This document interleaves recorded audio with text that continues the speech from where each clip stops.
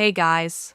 Today I'm going to show you how you can create a header in Webflow, so let's get started. First, open your Webflow project and head to the page where you want to add your header. From the Add Elements panel, drag a section onto the canvas. This will serve as your header area. Inside the section, add a container to help keep everything centered and properly aligned. Now, drag in a div block. This will hold your logo and navigation links.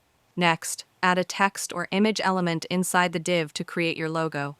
You can upload your brand logo or simply type your website name using a text element and style it with your preferred font and color. Now it's time to add your navigation menu. From the Add Elements panel, drag in a navbar or link blocks if you want a fully custom setup.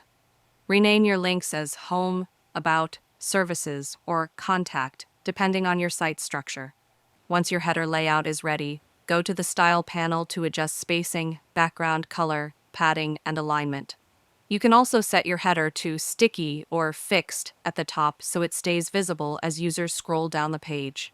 Finally, preview your site to make sure everything looks great on desktop, tablet, and mobile views. Adjust responsiveness if needed by tweaking padding and font size for smaller screens. And that's it. If you found this video helpful, consider giving it a like and subscribe.